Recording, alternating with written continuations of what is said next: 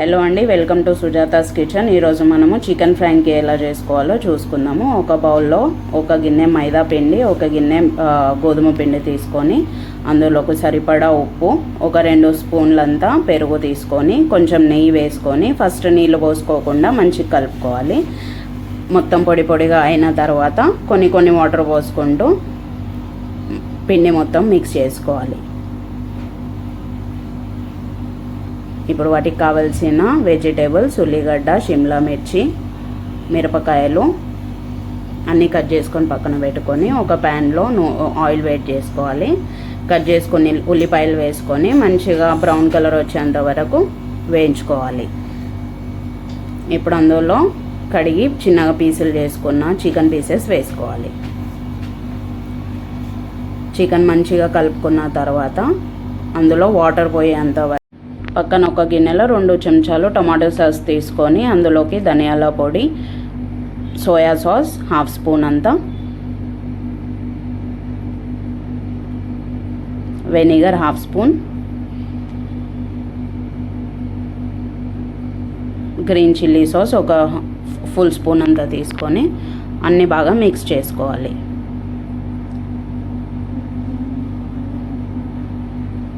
అలా మిక్స్ చేసుకున్న సాసెస్ అన్నీ పక్కన పెట్టుకొని ఇప్పుడు ఉప్పు, కారం, పసుపు కావలసినంత చికెన్లో వేసుకొని కలుపుకోవాలి.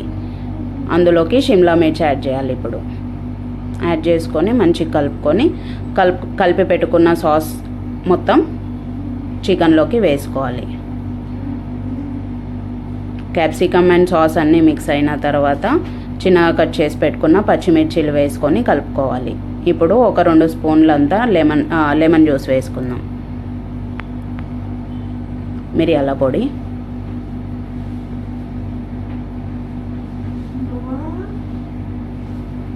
కొత్తిమీర వేసుకొని పెట్టుకుందాము. ఫ్రాంకీకి కావాల్సిన స్టఫ్ రెడీ అయిపోయింది. ఇప్పుడు ఫ్రాంకీ రొట్టెలు ఎట్లా రుద్దుకోవాలో చూసుకుందాం. చిన్న చిన్న బాల్స్ తీసుకొని పక్కన పెట్టుకుందాము.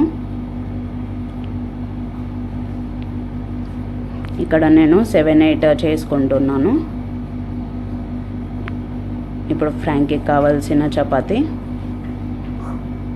రోల్ చేసుకొని పెనం మీద మంచిగా అటు ఇటు 2 సైడ్లా కొంచెం ఫ్రై చేసుకోవాలి. చేసుకొని పక్కకు పెట్టుకున్న తర్వాత ఇప్పుడు రొట్టెలన్నీ కావాల్సినంత రెడీ అయినాయి. ఒక గిన్నెలో 4-5 గుడ్లు కొట్టి కావలసినంత ఉప్పు, మిరియాల పొడి వేసి కలుపుకుంటున్నాం. ప్యాన్లో కొంచెం అంత ఆయిల్ వేసి కొంచెం గుడ్డుని వేసి స్ప్రెడ్ చేస్తున్నా. ఇప్పుడు దానిపైన ఫ్రాంకీ రొట్టె పెట్టి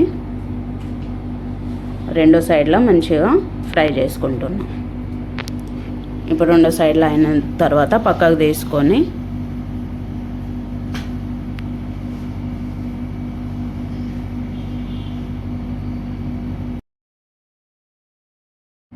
పక్కకు తీసి పెట్టుకొని ఇప్పుడు ఒక సైడ్ చపాతీ రొట్టె మీద షెజ్వాన్ సాస్ మంచిగా పెట్టుకొని చికెన్ స్టఫ్ మొత్తం పెట్టుకుంటున్నా. చికెన్ స్టఫ్ మనకు కావాల్సినంత కొంచెం పెట్టుకుంటూ ఒక 2 స్పూన్లంతా మధ్యలో పెట్టుకుంటున్నా. అటు ఒక సైడ్ పెడితే మనకు రోల్ చేయడానికి సరిగా కంఫర్ట్గా ఉండదు. ఇప్పుడు దాని మీద ఆనియన్స్ వేస్తున్నా.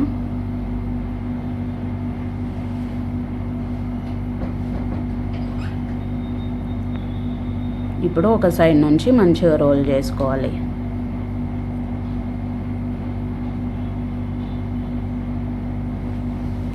పక్కకు రోల్ చేసుకున్న తర్వాత ఇలా బటర్ పేపర్తో మళ్ళీ రోల్ చేస్తున్నా.